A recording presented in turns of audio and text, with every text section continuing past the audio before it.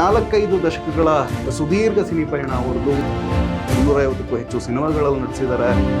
100ಕ್ಕೂ ಹೆಚ್ಚು ನಾಟಕಗಳನ್ನು ಬರೆದು ನಟಿಸಿ ನಿರ್ದೇಶಿಸಿದ್ದಾರೆ ಕೂಡ. ತಮ್ಮ ಸಿನಿ ಬದುಕು ಶುರುವಾಗಿದ್ದೆ ಹೇಗೆ? 6ನೇ ಕ್ಲಾಸ್ ಇರಬೇಕು. ಫಸ್ಟು ನಾನು ಶೂಟಿಂಗ್ ನೋಡಿದ್ದು ಯಾವುದಪ್ಪ ಅಂದರೆ ಮನಸ್ಸಾಕ್ಷಿ. ರೈಲ್ ಬರೋ ಶಾಟ್ನ ತೆಗಿತಾ ಇದ್ರು. ಆ ಸಮಯದಲ್ಲಿ ಹೋಗಿ ರಾಜ್ಕುಮಾರ್ ಅವ್ರನ್ನ ಮಾತಾಡ್ತಿದ್ದೆ. ನಮ್ಮ ತಂದೆ ಯಾರು ನಾಟಕ ಮಾಡ್ತೀರಿ ಟಿಕೆಟ್ ತೊಗೊಂಬಂದು ನನಗೆ ಕೊಡೋರು. ರಂಗಭೂಮಿನಲ್ಲಿ ಆಕ್ಟಿವ್ ಆಗಿದ್ರಿ. ಅಂಬರೀಷ್ ಅವರ ಸಣ್ಣ ಮಟ್ಟಿಗಿನ ಒಡನಾಟ ಇತ್ತು. ಮೈಸೂರನ್ನ ರಮಾನಂದ ಅಂತ ಹೇಳಿದರೆ ಎತ್ತಿಟ್ಟಿದ್ದೇನೆ ನಮ್ಮ ದಿವಂಗತ ಮಿನುಗುತ್ತಾರೆ ಕಲ್ಪನಾ ಅವರು. ಆನಂದ್ ಅನ್ನೋದೊಂದು ಸಿನಿಮಾ ಶುರು ಆಗಿದೆ. ಈಗ ನೋಡ್ತೀನಿ ಪಕ್ಕದಲ್ಲಿ ನನ್ನ ಫ್ರೆಂಡ್ಗೆ ಲೇ ಜೈಲಲಿತಾ ಬಂದವ್ರು ಕಣ. ಸಿನಿಮಾದಲ್ಲಿ ನಾನೊಬ್ಬ ಆ್ಯಕ್ಟರ್ ಆಗಬೇಕು ಅಂತೇಳಿ ಆ ಗೀಳು ಶುರುವಾಗಿದೆ.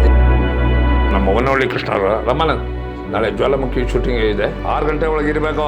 ಸೈಕಲ್ಲಿಗೆ ಸ್ಟಾರ್ಟ್ ಆಗಿ ತುಳಿದೆ ಚೈನ್ ಕಟ್ಟಾಗೋಯ್ತು. ಓಡ್ಕೊಂಡು ನಡ್ಕೊಂಡು 6-7 ಮೈಲಿ ಆಗುತ್ತೆ. 5:50ಕ್ಕೆಲ್ಲ ಅಲ್ಲಿಗೆ ಹೊಟ್ಟೆ ಹೋಗ್ಬಿಟ್ಟೆ. ಈಗ ಮೇಲೆ ಕೂತ್ಕೊತೀನಿ. ರಾಜ್ಕುಮಾರ್ ಕಾಲ್ ಮೇಲೆ ಕಳ್ಕೊಂಡು ಕಾಫಿ ಕುಡಿತಾ ಇದ್ರು. ವಿಗ್ ಹಾಕಿದ್ರು, ಕಾಸ್ಟ್ಯೂಮ್ ಹಾಕಿದ್ರು.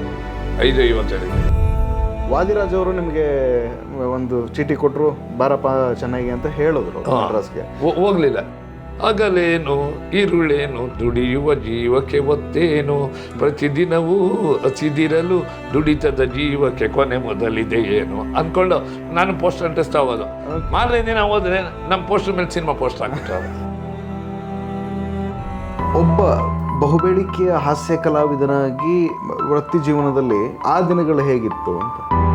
ನಾಟಕ ಮಾಡ್ತಾ ಇದ್ದೆ. ರಾಜಕಾರಣಿ ಪಾತ್ರ ನಾನು ಮಾಡ್ತಾ ಇದ್ದೀನಿ. ಮೇಲಿಂದ ಲೈಟ್ ಬಿದ್ದಿತ್ತು. ನನ್ನ ಮೇಲೆ ಬಿದ್ದೇ ಸ್ಪಾಟ್ ಔಟ್ ಅವತ್ತೆ.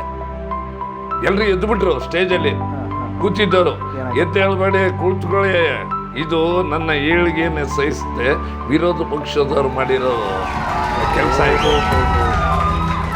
ಯಂಗರ್ ಜನರೇಷನ್ನು ಮತ್ತೆ ಈ ಹಿರಿ ಕಲಾವಿದರ ಮಧ್ಯೆ ತುಂಬಾ ದೊಡ್ಡ ಒಂದು ಗ್ಯಾಪ್ ಇದೆ. ಇದು ಫಿಲ್ ಆಗೋದು ಹೇಗೆ? ಬಂದ್ಕೊಡಿ ಅಂತ ಹೇಳ್ತಾರೆ, ಪರಿಚಯ ಇರ್ತಾರೆ.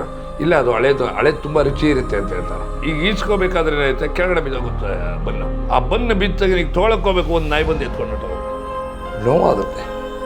ಅಂದರೆ ಒಬ್ಬ ಕಲಾವಿದನ ಜೀವನದಲ್ಲಿ ತಿನ್ನೋದಕ್ಕೂ ಸಿಗಲ್ವಲ್ಲ. ಈ ಸಿನಿಮಾದಲ್ಲಿ ಮಾಡಬೇಕು ಅನ್ನೋ ಆಸೆ, ಆದರೆ ಅವಕಾಶ ಯಾರಿಗೂ ಸಿಗ್ತಿರ್ಲಿಲ್ಲ. ರಮಾನಂದ್ ಅಂದರು. ಯಾರಪ್ಪ ಅದು ಕರೀತಾ ಇರೋದು? ಕೆವಿಜ ಸರ್. ನಮಸ್ಕಾರ ಸರ್. ಕತೆ ಗೀತೆ ಎಲ್ಲ ಆಯಿತು, ನಿಮಗೆ ಪಾತ್ರ ಇದೆ ಅಂತ ಹೇಳಿದ್ರು. ಸರಿ ಸರ್ ನಾನು ಬರ್ತೀನಿ ಅಂತ ಹೋಗೋಕೋದೆ. ರಮಾನಂದ್ ಬನ್ನಿ ಇಲ್ಲಿ. ಒಂದು ಕವರಲ್ಲಿ ಒಂದು ಚೆಕ್ ಕೊಟ್ಟರು. ಚೆಕ್ ಇತ್ತು ಒಳಗಡೆ. 4,004 ರೂಪಾಯಿ ಇತ್ತು. ರಂಜಿತಾ ಸಿನಿಮಾ ನಿಮಗೆ ಟರ್ನಿಂಗ್ ಪಾಯಿಂಟ್ ಆಯಿತು. ಅದಾದ ಮೇಲಿನ cine journey next month release ಮಾಡಬೇಕು ಅಂತ ಮಗ್ಗಿ ಪುಸ್ತಕ. 18 ಜನ ಗಾಯಕರಾಡಿದ್ದಾರೆ. ತೀರ್ಮಾನಿ ದುಡಿಯೋ ಜೊತೆ ಜೀವನ ಮಾಡೋಣ, ದುಡಿಮೆಯಲ್ಲೇ ದೇವರನ್ನು ಕಾಣೋಣ.